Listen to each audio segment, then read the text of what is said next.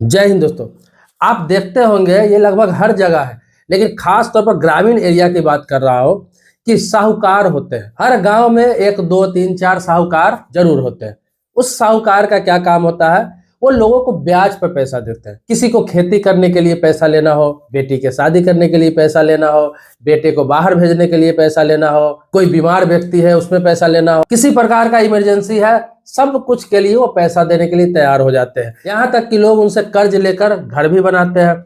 तो वो साहूकार जो ब्याज पर पैसा देते हैं, जिसे महाजन भी बोलते हैं, साहूकार भी बोलते हैं, मालिक भी बोलते हैं, सब अलग अलग नाम से अलग अलग गाँव में बोलते हैं, और उनका काम ही होता है ब्याज पर पैसा लगाना। लेकिन कितना परसेंट पर ब्याज पर पैसा लगाते हैं तो आप लोगों को बखूबी पता है कि वो ताक में रहते हैं, मौके के ताक में रहते हैं। आप किस परिस्थिति में जा रहा है, किस इमरजेंसी में जा रहा है, उसी हिसाब से वो आपका ब्याज का परसेंटेज लगाएगा। जैसे आपके घर में कोई बीमार है, आपने उसे हॉस्पिटल में भर्ती करा दिया, डॉक्टर ये बोल दिया कि इसे ऑपरेशन करना पड़ेगा या फिर इनका इलाज बहुत लंबा करना पड़ेगा, जिसके लिए आपको 30-40 हजार रुपया, 50,000 या 20,000 की जरूरत पड़ेगी, अभी जमा करना होगा, अन्यथा ये पेशेंट नहीं बचेगा। उस समय आपको पैसे की आवश्यकता होगी।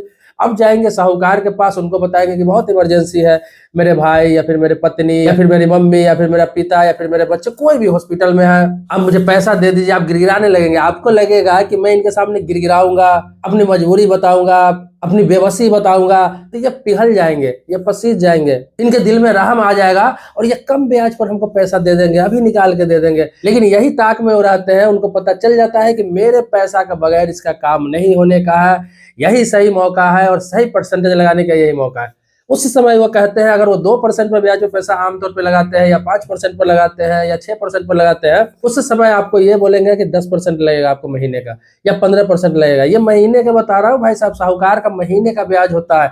बैंक आपसे 10%, 12%, 15% ईयरली लेता है साल का, ये बहुत अधिक लगता है। ये महीने का लेते हैं तो ये बताएंगे कि 10% पर मिलेगा या 15% पर मिलेगा आपको। अब आप और गिड़गिड़ाएंगे कि मालिक दे दीजिए नहीं तो मर जाएगा, किसी की जिंदगी के सवाल है। वो सीधा बोलेगा कि मेरा तो काम है, लेना है लो, नहीं लेना है कहीं और देख लो, बहुत सारे लोग लगाते हैं, कम पे मिल जाएगा तो जाके ले लो। अगर तुम लेने के लिए तैयार हो तो बोलो अभी कभी पैसा देता हूँ। अब आपको इमरजेंसी है, जरूरत है, क्या है, लोग ले लेते हैं। ऐसे ऐसे 10% पर, 7% पर, 8% पर, 15% पर लोग ब्याज पर पैसा साहूकार से ले लेते हैं। अगर आपको कुछ पैसा कम पड़ गया, आप लेने गए, उसको पता है कि भाई शादी है, 10 दिन बाद घर में लड़की की शादी है, बारात आने वाला है, फिर लड़का की शादी है, बारात जाने वाला है, इसमें भी सेम उसी प्रकार से फायदा उठाते हैं। और पूरे गांव में 3-4 साहूकार होते हैं जिसका काम ही यही रहता है, सबका सेम ही परिस्थिति रहता है, तो लोग पैसा लेते हैं। होता क्या है, 20,000 50,000 भी ले लिया तो हर साल, 1.5 साल पर, 2 साल पर वो पैसा खुद ब खुद डबल हो जाता है। मतलब वो बंदा अगर 3-4 साल नहीं दे पाया पैसा तो समझिए वो 20,000 लाखों रुपया बन जाता है, और अगर लाख रुपया उसने ले रखा है तो फिर 5-7 लाख रुपया बन जाता है। वो बंदा दे नहीं पाता है, मतलब जीवन भर कमा के सिर्फ ब्याज चुकाता रहता है, उस पैसे का सिर्फ ब्याज चुकाता रहता है, मूल उसका कभी भी चुकता नहीं होता है, इतना कम राशि का। और ऐसे बहुत लोग हैं जिनका शोषण हो रहा है कि ब्याज में पैसा लगाते हैं साहूकार। ये गलत नहीं है, ये लोगों की इमरजेंसी में काम आता है, लेकिन इसे बिजनेस समझ के करना चाहिए ना। कहने का मतलब लोग इमरजेंसी में आ रहे हैं या फिर बिना जरूरत के आ रहा है, कैसे आ रहा है उससे मतलब नहीं है। आप पैसे दे रहे हैं तो एक परसेंटेज तय होना चाहिए ना, कि मैं 2% पर लगाता हूँ, चाहे इमरजेंसी में आ रहा है, चाहे शौक से आ रहे हो, चाहे किसी काम से आ रहे हो, तो मैं 2% पे ही दूंगा, 5% है 5% पे दूंगा। लोगों को पता होना चाहिए कितना परसेंट पर देते हैं, तो उसी हिसाब से लेगा। लेकिन ऐसा नहीं है, ये वो खूबी सबको पता होगा। बहुत सारे लोग जो वीडियो देख रहे होंगे, आप लोगों को भी ये चीज पता होगा। आप कमेंट बॉक्स में लिखेंगे क्या ऐसा होता है या नहीं होता। तो मैं इस चीज की चर्चा इसलिए कर रहा हूँ कि अभी ग्रुप लोन जो देने वाले आते हैं, ग्रुप लोन देने वाले आते हैं बहुत सारे माइक्रो फाइनेंस कंपनी, जो महिलाओं को ग्रुप बना बनाकर लोन देते हैं।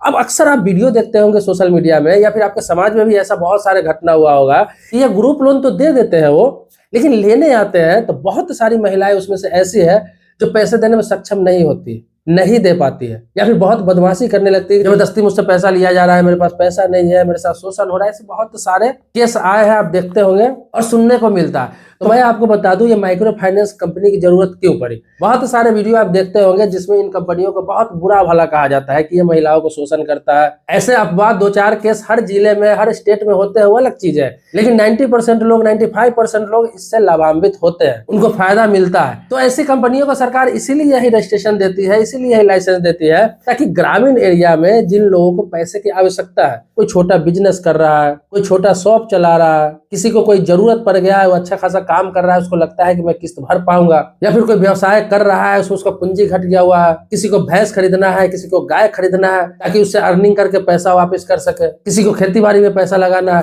तो ऐसे ऐसे कामों के लिए ग्रुप लोन का इजाद हुआ था। और इसका रेट ऑफ इंटरेस्ट आप देखेंगे बहुत कम होता है, साहूकार से तो बहुत कम ही होता है। मिला जुला के आप देखेंगे तो 1 से 1.5% मंथली, मतलब महीने का 12 से 13% का ये लगभग खेल होता है। कभी इससे थोड़ा कम भी हो सकता है, थोड़ा ज्यादा भी हो सकता है, लेकिन रेशियो यही रहता है। साहूकार की तरह महीने का 5% या 10% नहीं होता है, यह बैंकिंग की तरह सालाना इंटरेस्ट होता है।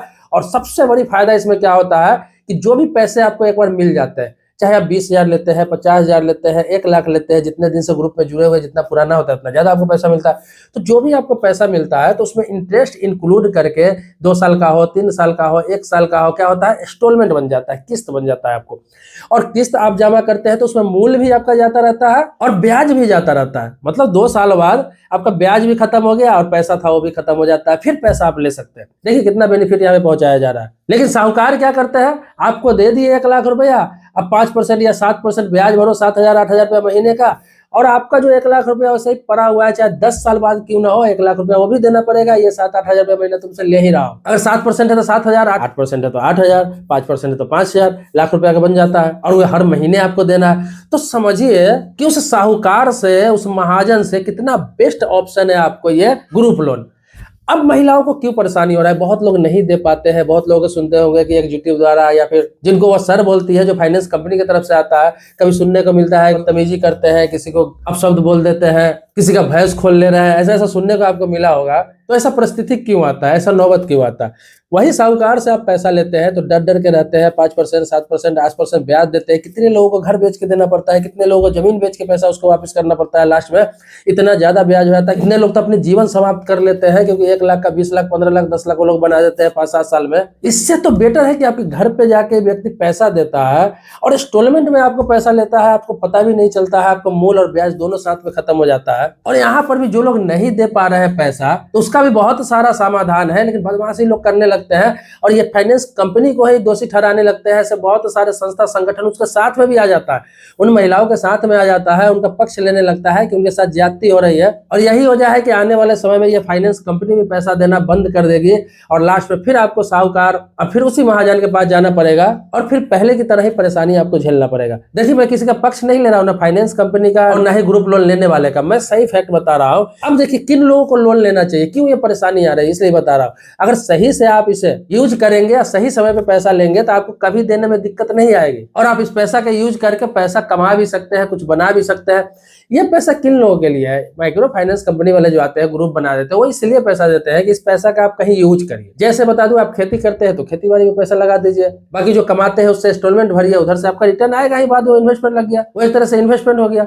दूसरा क्या है कि आप भैंस पालते हैं तो इससे भैंस खरीद लीजिए, गाय पालते हैं तो गाय खरीद लीजिए और उससे इनकम करिए। फिलहाल वर्तमान जो इनकम कर रहे हैं उससे आप किस्त भरिएगा, क्योंकि वो पूछता है बेचारा कि किस्त आप कहाँ से भरेंगे, आपका हस्बैंड क्या काम करता है, तभी आपको लोन देता है। उसको पता है कि 500, 700, 1000 या 2000, 3000 इंस्टॉलमेंट बन रहा है महीने का, आसानी से व्यक्ति दे सकता है। और आप भी उस समय बताते हैं कि मैं तो आसानी से यहाँ पे भर दूंगा, कोई दिक्कत नहीं आएगी। तो आप जानवर खरीद के, पशु खरीद के भी इन्वेस्टमेंट कर सकते हैं। दूसरा क्या है, किसी का दुकान है, छोटा मोटा पूंजी कम पड़ रहा है, तो वो ये लेते हैं ताकि उसमें इन्वेस्ट करो, उससे कमाओ और इंस्टॉलमेंट भरो, बिजनेस को आगे बढ़ाओ, दुकान को आगे बढ़ाओ। ऐसे से बहुत सारे कामों के लिए लोग लेते हैं और समय पे चुका देते हैं तो उसको और बढ़ा के मिलता है। लेकिन दिक्कत कहाँ आती है वो बता रहा हूँ कि इस ग्रुप में 2-3 लोग ऐसे भी शामिल हो जाते हैं, हर पंचायत में, हर ग्रुप में आपको बता रहा हूँ कि 1-2 लोग ऐसे जुड़ जाते हैं जिसको इस पैसे की जरूरत ही नहीं है। उसका घर अच्छे से चल रहा है, उसका काम अच्छे से चल रहा है, हस्बैंड बाहर में रह के कमा रहा है, पैसा समय पर भेज ही रहा है, उसको पैसे की कोई आवश्यकता ही नहीं है। ना वो खेती बाड़ी कर रही है, ना कोई बिजनेस कर रही है, ना कोई उसका दुकान चल रहा है, ना कोई मवेशी पाल रही है, फिर भी वो ग्रुप में जुड़ के पैसा उठा लेगी। और हस्बैंड जो बाहर से पैसा भेजते हैं कमा के, मजदूरी करके, या कोई कंपनी में काम करके, फैक्ट्री में काम करके, या किसी प्रकार से अर्निंग करके भेजते हैं,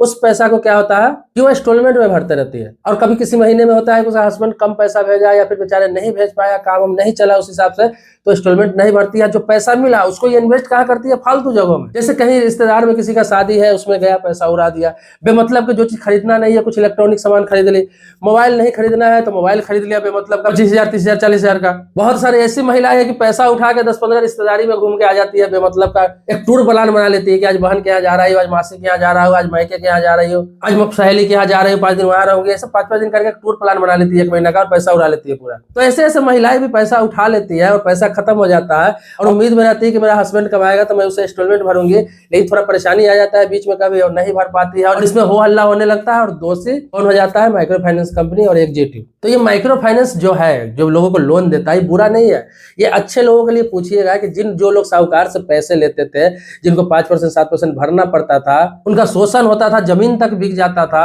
10-10 साल की कमाई चली जाती थी इस कर्जे में, उनसे पूछिएगा कि उनके लिए कितना बेहतरीन चीज है, कितना वरदान है, कितना अच्छा ऑप्शन उनको मिल गया है। लेकिन गलत लोग इसमें घुस के इनको गलत बना रहा है। आने वाले समय में हो ना हो माइक्रो फाइनेंस कंपनी फाइनेंस करना बंद कर दे। मेरे कहने का मतलब यही है कि जो लोग को जरूरत है वही लोन ले, जिन्हें लगता है मैं इस पैसे को इन्वेस्ट करके कुछ पैसा कमा सकता हूं, वही लोग इस पैसे को उठाए कहीं इन्वेस्ट करें। मैंने आपको बताया कई जगह में इनको इन्वेस्ट कर सकते हैं, उससे इनकम कर सकते हैं और वर्तमान में जो कमा रहा है, आपके पास पैसा थोड़ा बहुत बच रहा है तो उससे आप इंस्टॉलमेंट भर सकते हैं। ये उनके लिए बनाया गया था, छोटे मोटे व्यापारी के लिए, छोटे मोटे बिजनेसमैन के लिए, छोटे मोटे काम करने के लिए, जो आत्मनिर्भर महिलाएं बनना चाहती है उनके लिए, जो मेहनत करके कमाना चाहती है, जो अपने हस्बैंड का हाथ बटाना चाहती है, ऐसे महिलाओं के लिए पैसा है। उसके लिए ये लोन नहीं है जो लेकर अपना शौक पूरा करे। और शौक पूरा करने के लिए कर्ज लेते हैं, चाहे वो माइक्रो फाइनेंस से हो, चाहे वो लोन हो, चाहे ईएमआई हो, चाहे बैंक से हो, कहीं से भी शौक पूरा करने के लिए अगर आप कर्ज लेते हैं तो लास्ट में उसका एक ही नतीजा निकलता है,